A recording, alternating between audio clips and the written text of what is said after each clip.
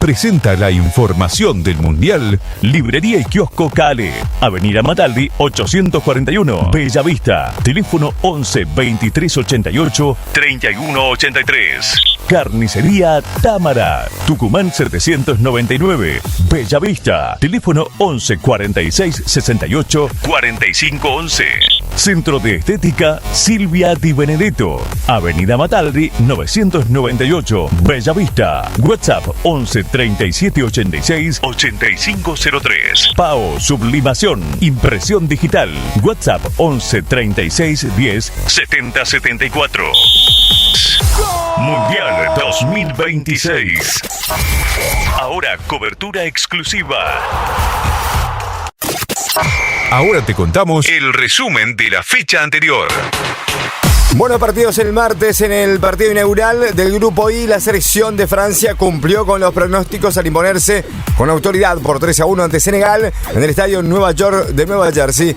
El director técnico Didier Deschamps planteó un esquema agresivo potenciado por la titularidad del extremo Désiré Doué, actual pieza del Paris Saint-Germain, y el vigente Balón de Oro Ousmane Dembélé. La gran figura del encuentro, sin embargo, fue Kylian Mbappé, delantero del Real Madrid, que marcó un doblete decisivo y aportó el volumen ofensivo necesario para destrabar un bloque defensivo africano que comenzó muy físico.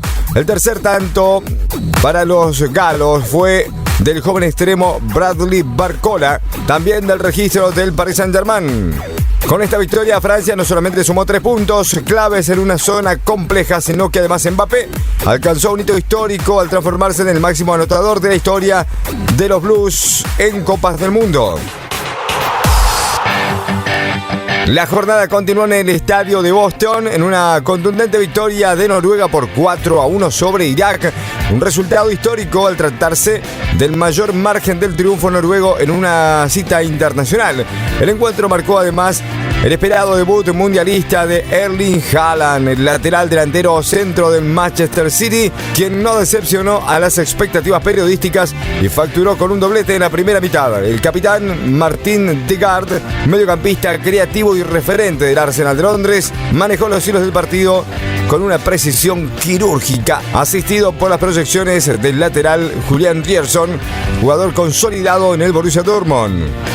Por el lado de Irak, el delantero Aymen Hussein anotó el único descuento de su seleccionado, pero también protagonizó la curiosidad estadística del día a marcar un autogol. Tácticamente, la presión tras la pérdida impuesta por el combinado nórdico asfixió la salida asiática, dejando a Noruega momentáneamente en lo más alto del grupo I. El último partido de la jornada fue de Austria a Jordania. Cerraron las acciones tardías del grupo J. Austria derrotó por 3-1 a la debutante selección de Jordania en el estadio de Bahía San Francisco. El estratega alemán Ralf Rangnick plasmó su característico estilo de juego basado en la presión alta, abriendo la cuenta a los 21 minutos con un potente disparo de media distancia de Romano Schmid, mediocampista que milita en el Werder Bremen alemán. Jordania vendió cara a su derrota e hizo historia al anotar además su primer gol en un mundial masculino mediante el delantero Ali Olwan, que aprovechó un desajuste de la saga europea tras el entretiempo. No obstante, el peso específico del capitán Marcel Sabitzer inclinó la balanza cuando un córner ejecutado por él provocó el autogol del defensor jordano Yasser Al-Arab. El marcador definitivo llegó en tiempo de descuento mediante un tiro penal convertido por el experimentado ariete Marko Arnautovic, actual atacante del Inter de Milán, quien a sus 37 años se convirtió en el futbolista austríaco más longevo en anotar en una Copa del Mundo. Y por supuesto, las expectativas estaban en el debut del vigente campeón del mundo en el estadio de Kansas City, que ofreció un análisis futbolístico impecable, donde Argentina superó 3-0 a Argelia bajo la dirección magistral de Lionel Messi. A nivel periodístico, el foco táctico de Lionel Scaloni estuvo en el equilibrio del mediocampista central Enzo Fernández y Alexis McAllister, lo que permitió liberar la creatividad de Rodrigo de Paul, que se convirtió en un socio indiscutido de Lionel Messi. De hecho, asistió al astro ex Barcelona en el primer gol del encuentro al minuto 17 con un remate de media distancia.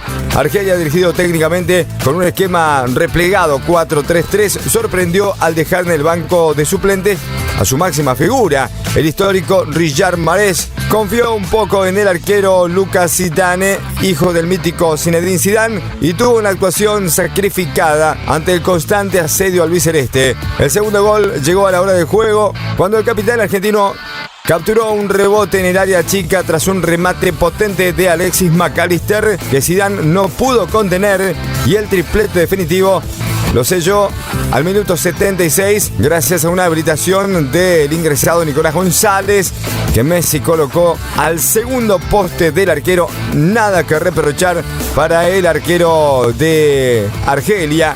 Partido número 200 para Lionel Messi con la selección nacional, convirtiéndose en el primer futbolista de la historia en disputar 6 copas del mundo distintas.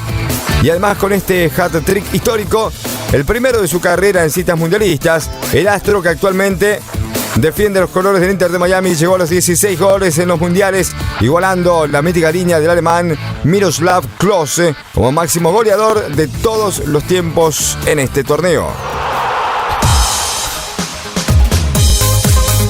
El defensor brasileño Douglas Santos pidió cautela y humildad ante el duelo frente a Haití por el grupo C del Mundial.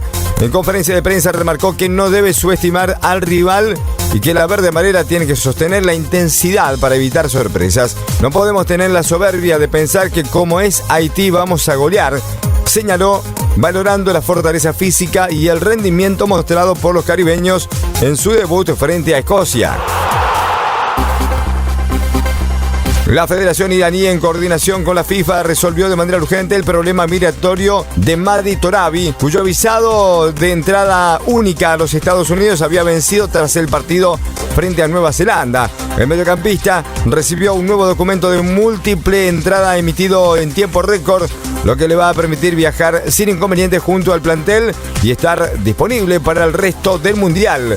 El caso se suma a las dificultades de Irán, que viene enfrentando en materia de visado y logística, aunque esta vez la gestión tuvo un desenlace positivo para que el equipo pueda estar completo en los encuentros del torneo. La justicia canadiense rechazó la apelación presentada por Ghana y Thomas Partey seguirá sin visa para ingresar al país durante el Mundial. El mediocampista, que enfrenta 8 cargos de violación y agresión sexual en Reino Unido, no podrá estar presente en el debut de su selección frente a Panamá en Toronto y cada vez tiene menos chances de sumarse al certamen. El Ministerio de Relaciones Exteriores de Ghana calificó la decisión como autoritaria e injusta, pero las autoridades canadienses consideraron inadmisible su ingreso, especialmente tras detectarse irregularidades en la documentación presentada. La selección de Irán denunció ser el equipo más maltratado de todo el Mundial tras los problemas logísticos que enfrenta en Estados Unidos. El técnico Amir Galenoy se mostró indignado porque después del empate 2-2 ante Nueva Zelanda en Los Ángeles no les permitieron descansar en suelo norteamericano y debieron regresar de inmediato a su base en Tijuana. El entrenador aseguró que las constantes restricciones y viajes en avión afectan la recuperación de los jugadores, mientras que referentes como Mehdi Taremi y Mohammad Mohebi también expresaron su malestar por la falta de trato equitativo respecto a otras selecciones.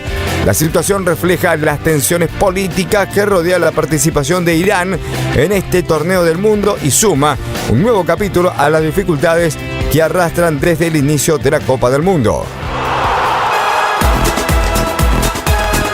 Tras el hat-trick histórico en el debut de Argentina frente a Argelia, Lionel Messi recibió un elogio inesperado de Erling Haaland, quien escribió en sus redes sociales que es un demente acompañado de un ícono de corona. El delantero noruego, que también brilló en su debut con el doblete de 4-1 de su selección frente a Irak, reforzó su admiración por el capitán argentino, a quien ya había considerado el mejor de siempre. La selección mexicana llegó a Guadalajara y fue recibida por una multitud de aficionados que desbordó las calles alrededor del Hotel Hilton. Hubo mariachis, banderas y cánticos como Cielito Lindo. El ambiente festivo marcó la previa del duelo de mañana jueves frente a Corea del Sur.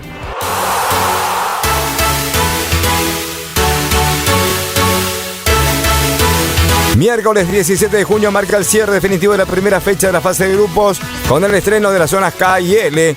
La jornada presenta un menú de 4 partidos donde grandes potencias europeas y sudamericanas van a hacer su presentación oficial en el torneo. Portugal enfrentará a República Democrática del Congo. El telón del día se abrirá en el estadio de Houston con el debut del grupo K en un choque donde todos los focos periodísticos apuntan directamente a Cristiano Ronaldo. Inglaterra versus Croacia. El plato fuerte de la jornada tendrá lugar en el estadio de Dallas por el grupo L, reeditando aquella histórica semifinal de Rusia 2018, donde los balcánicos sellaron su pase a la final. El equipo de los Tres Leones, comandado por la voracidad goleadora de Harry Kane y el talento generacional de Jude Bellingham, llegan con chapa de candidato y un ritmo asfixiante en las transiciones de mitad de cancha hacia adelante.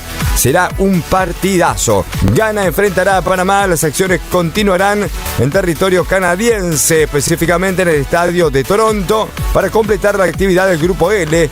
Ghana llega a esta Copa del Mundo con un plantel rejuvenecido y de muchísimo roce europeo. Más tarde, Uzbekistán frente a Colombia en el cierre de la 7ª jornada mundialista. Se mudará al imponente estadio Ciudad de México, donde Colombia hará su debut oficial en el certamen, enfrentando a la siempre disciplinada selección de Uzbekistán por el grupo K. Esto fue toda la información del Mundial 2026 en un solo lugar. Estás en la radio del Mundial, porque el mundo juega y nosotros te lo contamos. Desde Estados Unidos, México y Canadá, directo a tu radio. Viví la programación del Mundial